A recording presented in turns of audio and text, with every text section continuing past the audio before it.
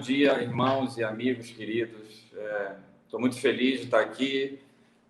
Quero agradecer ao Pedro, por mais esse privilégio de estar com vocês nessa manhã, um dia especial para nós, primeiro dia da semana, primeiras horas do primeiro dia da semana, onde a gente dá uma parada, se encontra e tem esse tempo de comunhão.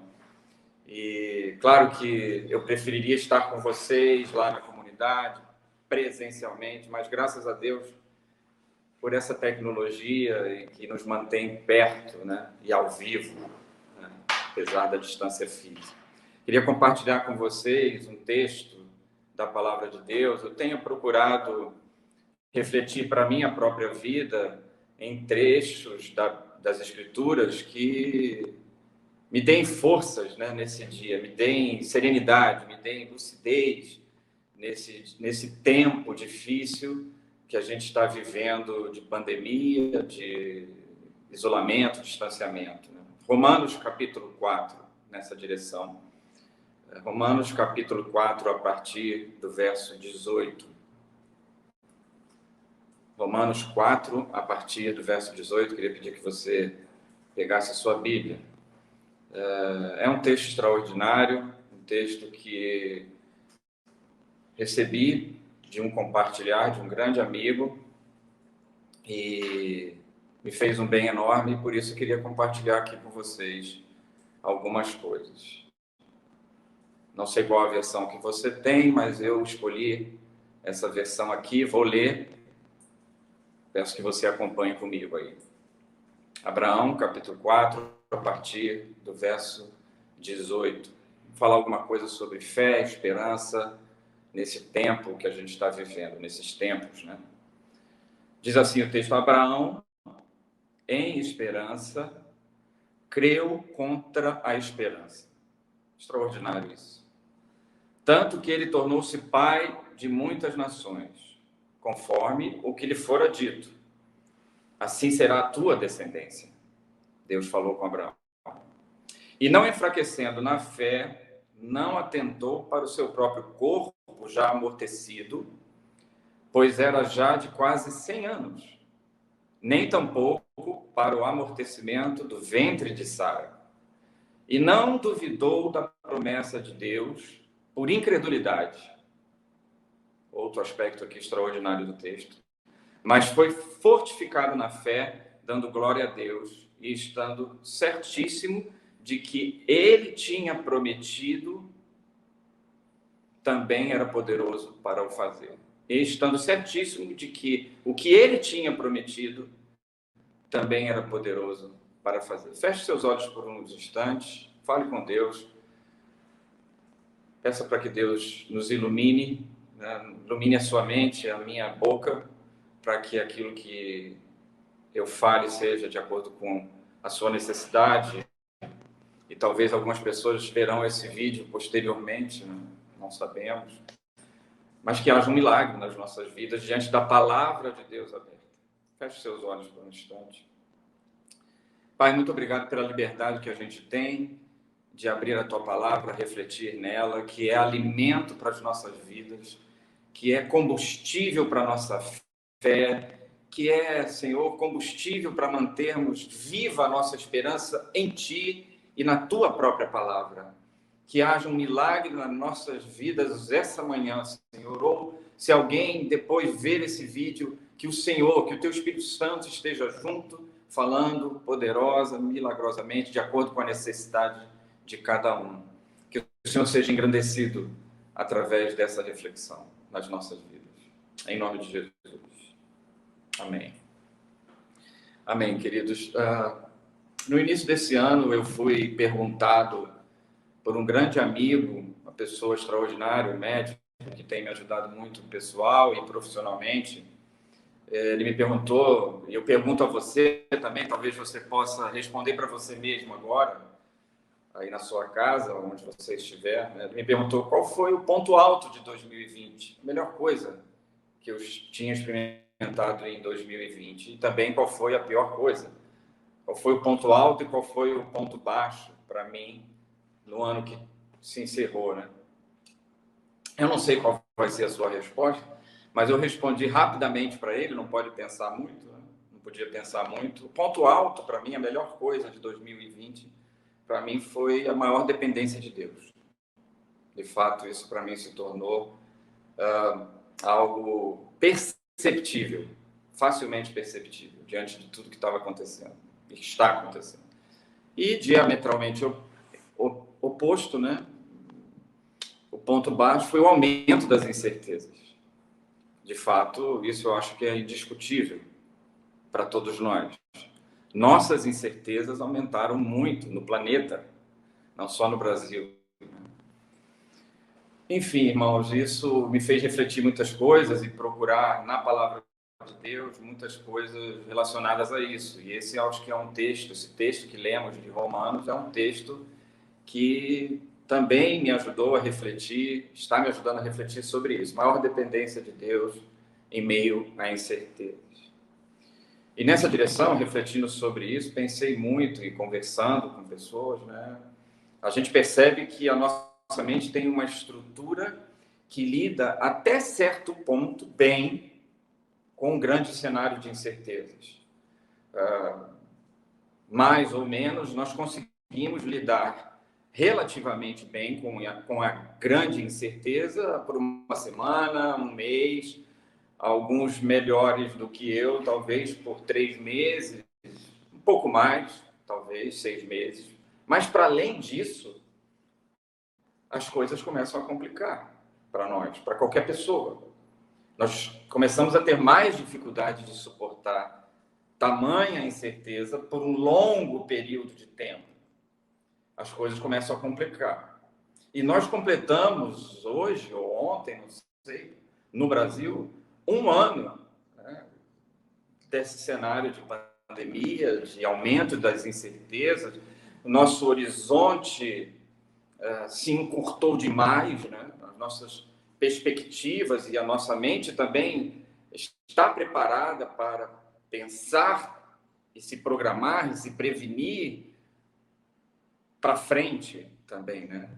E aí, quando o nosso horizonte para frente se encurta, isso mexe com as nossas estruturas emocionais e psíquicas, né?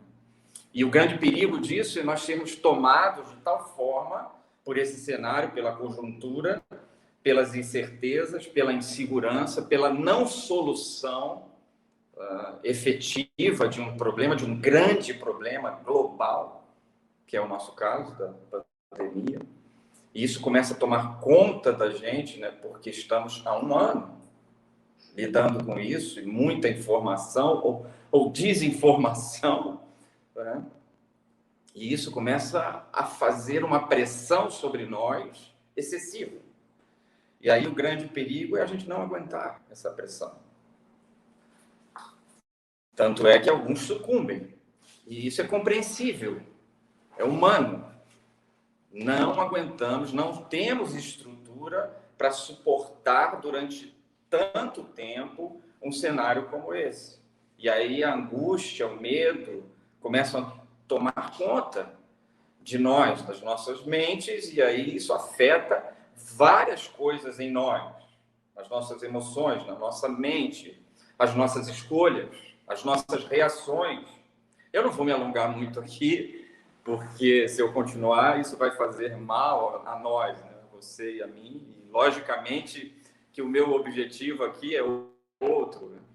Mas o fato é que nós temos uma estrutura mental desenvolvida para agir e reagir diante dos cenários que se apresentam nas nossas vidas.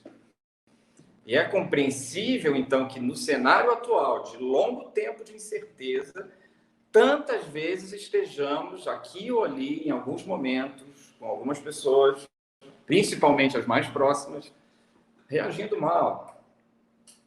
Talvez, em um outro cenário, não estivéssemos reagindo como temos de reagir atualmente, em função dessa pressão toda, desse cenário de incertezas. É natural isso, e a gente deve ter um olhar diferente sobre nós mesmos, e principalmente sobre aqueles que nos são mais próximos e mais queridos, com os quais convivemos mais, para que tenhamos mais misericórdia uns dos outros, principalmente nas nossas próprias casas. Mas é fato que isso se agrava, né? No meio de tudo isso, como falei, algo que é muito importante para nós, valores de extrema importância para as nossas vidas, como o Flávio falou durante o louvor, começa a ser afetado, que são a nossa fé e a nossa esperança. Sim, de fato, a nossa fé e a nossa esperança são como que combustíveis para as nossas almas, para as nossas vidas, para a nossa mente, para a nossa psique e para nossas escolhas como consequência, para as nossas vidas. Sem dúvida nenhuma, vocês vão concordar comigo, e o texto que nós lemos fala sobre isso. A fé e a esperança são virtudes essenciais para qualquer ser humano, independente da sua crença, viver minimamente bem, viver com dignidade, minimamente bem, com a mente saudável, com lucidez. Há a necessidade de fé e de esperança. Por isso que Paulo, o apóstolo Paulo, vai dizer lá em Coríntios, no capítulo 13, vai nos deixar claro que fé, esperança e amor caminham juntos, como virtudes essenciais para qualquer ser humano, em qualquer circunstância, em qualquer lugar. Assim também, queridos, é interessante a gente refletir que muitas vezes a nossa fé está diretamente associada, ligada à nossa esperança.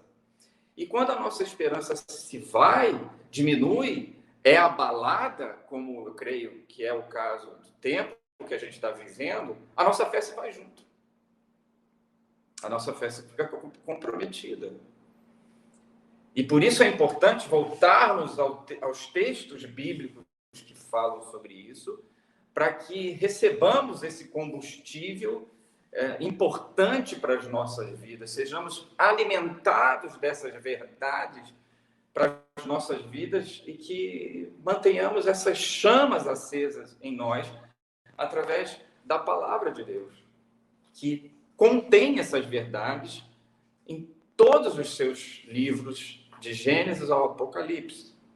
E é sobre isso que eu penso que esse texto, dentre outras coisas, que esse texto de Romanos, capítulo 4, nos fala. É um texto riquíssimo, né? Um texto muito interessante. E creio, e eu penso que você há de concordar comigo, de extrema relevância para os nossos dias. Aliás, é muito relevante esse texto para os nossos dias, em função de tudo que eu já falei para vocês nessa introdução.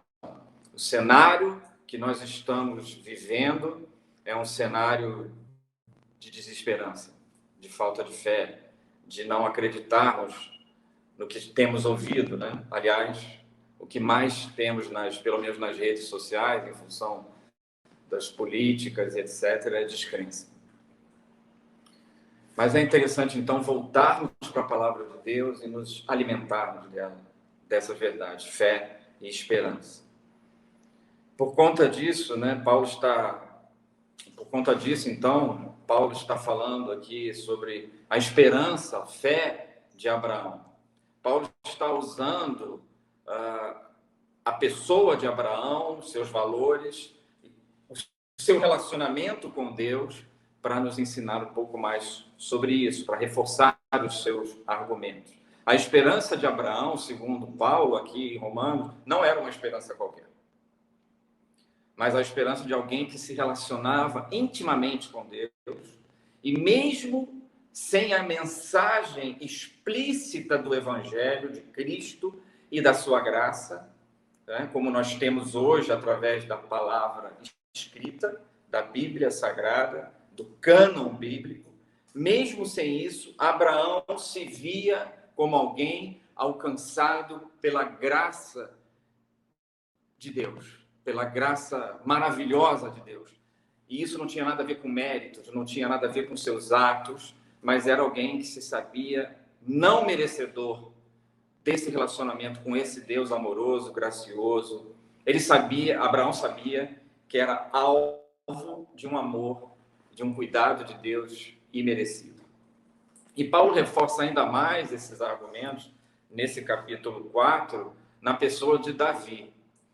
É muito interessante, se você estiver com a sua Bíblia aberta, puder acompanhar comigo os versos 7 e 8 do capítulo 4, reforçando essa ideia de alguém que se vê alcançado por uma graça imerecida. Paulo cita Davi. Ele diz lá, versos 7 e 8 desse capítulo 4, Paulo está citando o Salmo 32. Como são felizes aqueles que têm suas transgressões perdoadas, cujos pecados são apagados. Como é feliz aquele a quem o Senhor não atribui culpa. Possivelmente, Davi, em mais uma daquelas suas crises de culpa, de arrependimento, lança essa oração, né? Fala, expressa, de forma verdadeira. Não são palavras bonitas para os outros verem, mas uma oração de agradecimento, de contemplação, também de alguém que se vê alcançado por essa graça maravilhosa, por esse amor imerecido, infinito, de um Deus compassivo. E assim ele expressa a sua fé.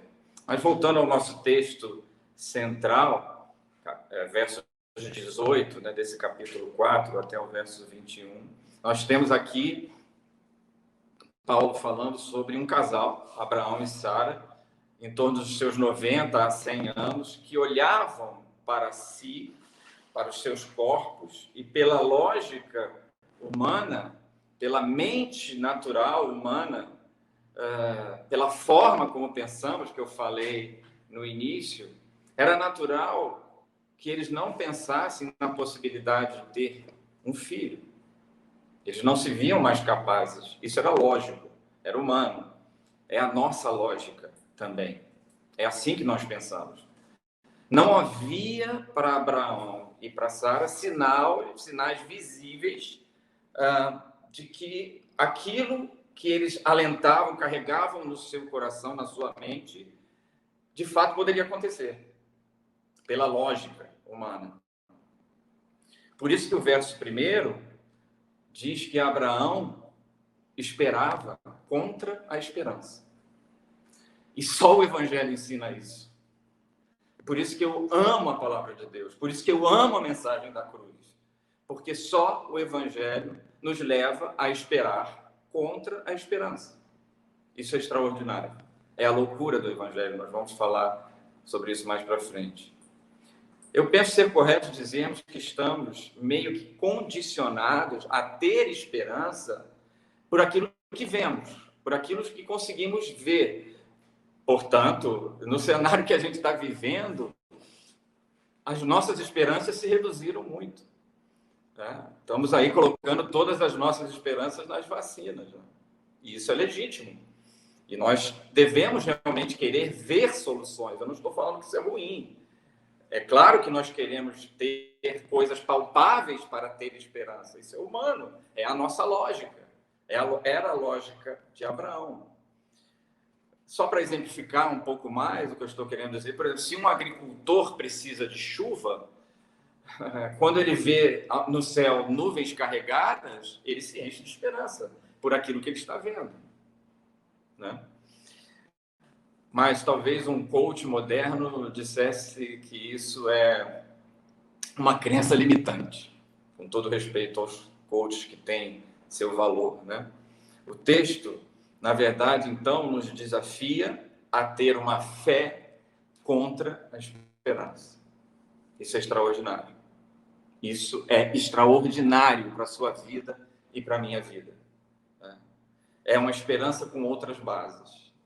É uma esperança com base na palavra daquele, no caso, que prometeu a Abraão que ele teria um filho, que ele seria o pai de muitas nações. É uma esperança baseada na palavra.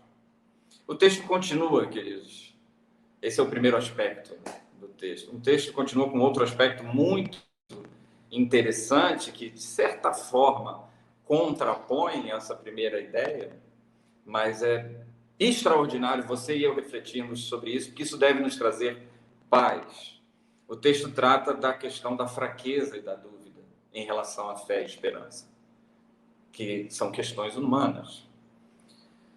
Isso tem muito a nos dizer, eu penso, diante do cenário que também estamos vivendo. Isso também tem muito a nos dizer, repetindo, diante do cenário que nós estamos vivendo. Muitas mortes, muita dúvida, muito jogo político, né? Um país polarizado, aumento da violência e do desemprego. Nosso horizonte, como falei, reduzidíssimo, há pouquíssimos dias, quiçá somente ao dia de hoje mesmo. E assim como para Abraão, diante das circunstâncias que ele estava vivendo, né, muito tempo passado sem conseguir ver a promessa se concretizando, né, era natural que ele fraquejasse de alguma forma. Era humano, seria humano para qualquer um de nós. E isso não foi diferente para Abraão. Mas o texto diz que ele não foi incrédulo. É interessante isso, né?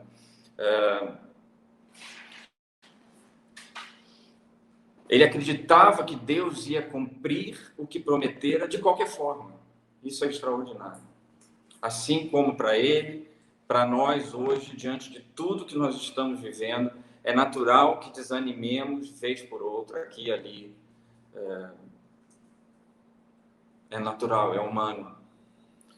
E se nós não vigiarmos, corremos o risco de sucumbirmos, como falei no início. Se nós não vigiarmos, é compreensível que a dúvida aumente em nossos corações. E esse é o grande perigo aqui, para a minha própria vida. Mas isso é diferente da incredulidade, que é a decisão de não crer. Não crer em Deus, não crer em Cristo, não crer nos milagres e em suas promessas. Verso 20, então, nos ensina sobre isso. Se você puder acompanhar comigo. Mesmo assim, não duvidou, nem foi incrédulo. Uma outra versão diz que, vou pegar aqui, por favor, verso 20. Não duvidou da promessa de Deus por incredulidade. Aí eu fiquei me perguntando, meditando no texto, mas como assim, né? Não duvidou por incredulidade, mas duvidou de outra forma, de outra maneira? É muito interessante você refletir sobre isso na sua vida. Não foi incrédulo. Abraão não foi incrédulo. Eu fiquei então me perguntando, né? Isso é uma questão muito importante para a sua vida e para a minha vida, embora possa não parecer. Deve nos levar a termos, novamente, um olhar misericordioso sobre nós mesmos e sobre os outros, principalmente aqueles que estão convivendo mais próximos de nós nesse tempo de pandemia. A fé verdadeira pode vacilar, pode duvidar, pode questionar. Somos passíveis de dúvidas, assim como Abraão. Aí você pode me perguntar, mas quando foi que Abraão vacilou, Armando, então? Por exemplo, isso aconteceu quando surgiu a brilhante ideia, entre aspas, de colocarem Agar na história, para que Abraão tivesse um filho com ela. É o dedo humano tentando interferir naquilo que Deus vai fazer. E nós temos essa tendência. A ideia foi de Sara, me desculpem as mulheres, mas Abraão fraquejou junto. Enfim, irmãos, a dúvida é uma doença da fé. A incredulidade é o ato, é a decisão de não crer. A incredulidade é virar as costas para Deus, não se importar com Ele, não querer nem saber se Ele existe, não pensar se de fato Deus é bom, se a sua palavra é verdadeira, se Ele tem um projeto para a humanidade. Isso é incredulidade. É virar as costas para Deus. Reflita sobre isso.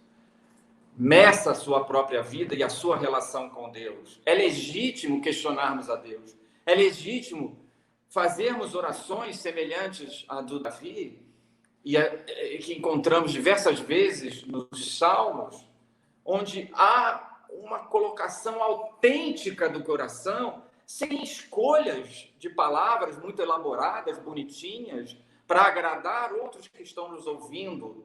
à nossa volta, mas no nosso íntimo, no secreto, no nosso quarto, é legítimo escancararmos do nosso coração para esse Deus que é Pai amoroso, que nos entende e que entende as nossas dúvidas, as nossas queixas, as nossas limitações.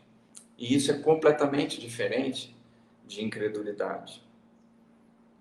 De forma prática, o que aconteceu com Abraão, com Davi, que Deus deseja que aconteça com você e comigo, e por isso nós precisamos de tempo como esse, de alimento da sua palavra, não somente num grupo, numa igreja, mas no nosso dia a dia, é que ele manteve os olhos fitos em Deus, fixos em Deus, e o seu coração abastecido pela promessa de Deus, confiante naquilo que Deus tinha prometido a ele, apesar da sua fraqueza, dos seus vacilos aqui e ali.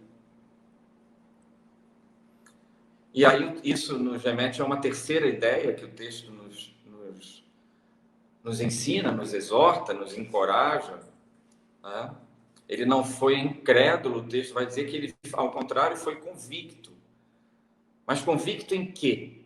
No que Abraão via? Não, mas no que Deus prometera. Ou seja, Abraão acreditou na fala, na palavra de Deus. E nós hoje temos a palavra de Deus aqui, nas nossas mãos, para nos alimentarmos dela e nos alimentarmos de sermos abastecidos desse combustível da fé e da esperança através da palavra escrita, das inúmeras promessas que encontramos nela, nessa palavra aqui, para a sua vida, em textos como esse que acabamos de ler, estamos aqui meditando, refletindo. Então, eu queria encorajar você nesse tempo, e estou encorajando a mim mesmo, a buscar essas promessas, reafirmar a você mesmo e a sua família, aqueles que estão próximos a você, a se alimentarem dessas promessas. Por exemplo, nós temos a extraordinária promessa da presença permanente de Deus conosco. Jesus declarou que eis que estou convosco todos os dias. Eis que estou convosco todos os dias. Não há nessa frase a promessa necessariamente de mudança de circunstâncias, mas há a promessa da presença efetiva de Deus, apesar das circunstâncias. Embora eu creia, irmãos, que tantas vezes Deus muda as circunstâncias, sim. Creio, desejo e devemos pedir a Ele que isso aconteça. Porém, precisamos ser realistas. Nem sempre as circunstâncias vão mudar. Mas temos essa promessa dessa presença. Então, o que pode acontecer, por exemplo, eu não sei o que você talvez esteja passando, é que se eu tenho a presença de Deus, eu terei forças para passar pela circunstância, que talvez não mude. Tomara que mude. Então, nós precisamos ser realistas também, né? Mas crer. E crer e se segurar nessa presença efetiva da mão de Deus. Nós temos, por exemplo, a promessa do perdão, da nossa salvação, da restauração de todas as coisas. Isso deve nos levar, pelo menos, a ver a vida de uma outra forma e a morte também. Repensar a morte e seu valor. Até porque nesse mesmo capítulo 4, Paulo fala sobre isso, aqui no verso 17, verso anterior que nós lemos, está reforçando novamente como era a esperança de Abraão, como era a sua fé. Verso 17, ele vai dizer: o Deus que dá vida aos mortos e chama à existência coisas que não existem como se existissem. O Deus que dá vida aos mortos. O Deus que dá vida aos mortos. Verso 17 desse capítulo 4. Paulo está afirmando que Deus vivifica mortos. Isso explica, irmãos, voltando a Abraão e ao nosso texto central, Porque Abraão levou Isaac para o sacrifício. Abraão, segundo o autor de Hebreus, Abraão cria que Deus poderia ressuscitar Isaac. Eu não sei o tamanho da sua fé, eu sei da minha, né? Isso é extraordinário. Esse é o exemplo. Por isso Abraão é o exemplo, por isso Paulo está usando a ele como exemplo. Essa era a fé de Abraão, essa era a esperança de Abraão. Por isso ele aceitou levar Isaac, porque ele sabia que Deus ia cumprir a sua promessa e que ele era capaz de ressuscitar o seu único filho. Temos a promessa de um com outro consolador, né? E essa presença de Deus através do seu Espírito. Isso explica, por exemplo, o que nós vamos ver lá no Sermão do Monte, a ideia de felizes são os que choram. Novamente falando da realidade dos dias, de tempos difíceis, de dias difíceis. É manter os olhos em Deus chorando, em meio à angústia, em meio às pressões, em meio aos dias maus, em meio às perdas, às mortes. Felizes os que choram. Isso é extraordinário no Evangelho. Isso é a loucura do Evangelho, que é ultra circunstancial. É contra a cultura e é ultra circunstancial. Se não fosse assim, irmãos, o Evangelho seria apenas uma filosofia positiva, cheia de bondade, cheia de generosidade. Mas o que faz do Evangelho, da cruz do Calvário, algo que está para além dessas coisas todas que nós estamos vivendo, é a loucura da fé. E essa era a fé de Abraão e a sua esperança. E essa é a fé. Esse é o nosso alvo. Esse deve ser o nosso desejo. É isso que devemos buscar para podermos viver tudo que estamos vivendo com lucidez. Então, podemos ter dias ruins, sim. Podemos ter choro. Bem-aventurados os que choram. Podemos até ter depressões, sim. Isso não tem nada a ver com falta de fé. Que é uma grande informação falsa, tantas vezes falada e propagada por aí. Existem depressões de origem bioquímica, orgânica, ou talvez por um hipertrauma que você teve. Agora, a questão aqui é atravessar esses dias ruins com fé e esperança é a diferença entre luz e trevas, irmãos. É isso que vai fazer a diferença. Não necessariamente a mudança das circunstâncias, embora nós reafirmemos e cremos e devemos crer e pedir a Deus para que Ele mude as circunstâncias. Mas a diferença é daquele que está conosco, de que se declarou presente, que estaria presente todos os dias. A fé que nos leva a passar por uma depressão de forma ultra circunstancial. Crer sem energia. Só o Evangelho fala isso. É crer sem ver sinais de esperança. Essa era a fé de Abraão e é esse o nosso desafio nessa manhã. Como disse Davi, novamente, né, citando Davi num dos seus salmos, passando por uma aflição tremenda, ele clama, escancara seu coração e grita: de onde me virá o socorro? De onde me virá o socorro? Ele estava precisando de ajuda, de auxílio, talvez não tinha uma mão estendida para sustentá-lo, mas ele responde a si mesmo, né? E nós podemos ler hoje: o meu socorro vem do Senhor. Para concluir, irmãos, espero que tenha ficado claro para você e para mim, eu estou falando para mim mesmo, para os meus dias maus, os meus dias deprimidos, os dias ruins, eu estou falando para mim mesmo, claro, em primeiro lugar.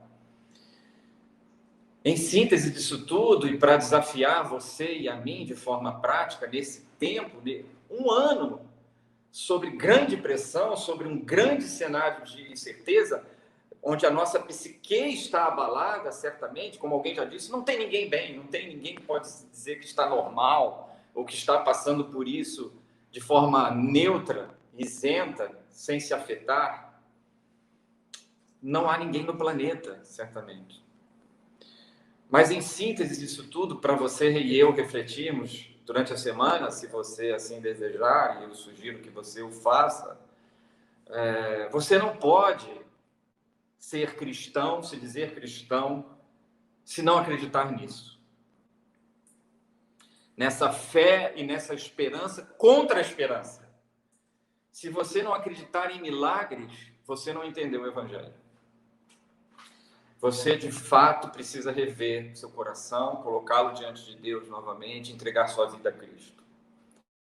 Para ser cristão, você tem que acreditar que há um Deus que se declarou que estaria presente conosco todos os dias. Aliás, isso é o importante aqui, né? O importante não era a fé de Abraão, não era a esperança de Abraão, mas em quem ele tinha fé, em quem ele esperava e no que ele esperava. Esse é o importante aqui. Em quem ele cria. Ele cria naquele que podia gerar vida de um útero estéril. Essa é a realidade aqui. Essa é a fé. Essa é a esperança. Então, para você ser cristão, você precisa que existe um Deus que cria do nada pela sua palavra. Ele apenas disse e do nada as coisas começaram a existir. Eu não sei em quem você tem crido ou no que você tem crido, mas certamente só há esse Deus, o Deus da Bíblia, o Pai de Cristo, com quem Abraão se relacionou, que nos ensina isso. Essa é a fé que nos move, irmãos. Essa é a esperança que nos move. Para você ser cristão, então, você precisa crer que há uma mensagem contra a cultura e ultra circunstancial diante de tudo que nós estamos vivendo. Se você puder guardar apenas isso, de tudo que falei, para a sua semana, para o seu dia, para a sua família, para você refletir e compartilhar com aqueles que estão na sua casa, certamente sofrendo pressão de todos os lados, tentando ainda se adaptar a toda essa realidade diferente, você precisa crer que há uma mensagem ultra circunstancial. Crer na ressurreição. Para você se dizer cristão, você precisa crer na ressurreição de Cristo e do corpo. Isso é contra a ciência. E a gente está falando tanto da ciência, né? A gente ouve o tempo todo, pessoal, é a ciência ou não é a ciência? Isso é contra a ciência. Isso é contra a circunstancial. Você já viu morto ressuscitar? É verdade que a gente ouve histórias aqui e ali, né, de milagre, nesse sentido, alguns até retratados em filme. Mas na Bíblia, nós temos o testemunho de centenas, de dezenas de pessoas que viram a Cristo ressuscitado num novo corpo, onde as pessoas o reconheceram. Isso é contra a ciência humana. E é isso que acontecerá conosco. Para você viver melhor, para você ter esperança nesse tempo, você precisa crer nisso. Esse é o desejo do meu coração para a minha vida, para a sua vida, para a vida das nossas famílias. Então, aqui a gente se depara com uma fé que é sobrenatural mesmo. É a certeza de fatos que não se veem, como diz a própria palavra. É confiança firme num Pai, num Deus, que fala e que irá cumprir o que fala, assim como fez com Abraão. E isso é que temos para o nosso tempo, para esse tempo duro, difícil, é continuar crendo nisso. Esse é o meu desafio, o desafio que eu, por ser o meu, compartilho com vocês, com todo carinho, amor e respeito para as suas dores, para com as suas dores, para com as minhas próprias dores, que tem dias que não são poucos. Amém? Que Deus abençoe a sua vida, que Ele grave essas verdades nas nossas mentes e corações, para que possamos experimentar a boa, perfeita e agradável vontade de Deus. Que seja assim. Amém.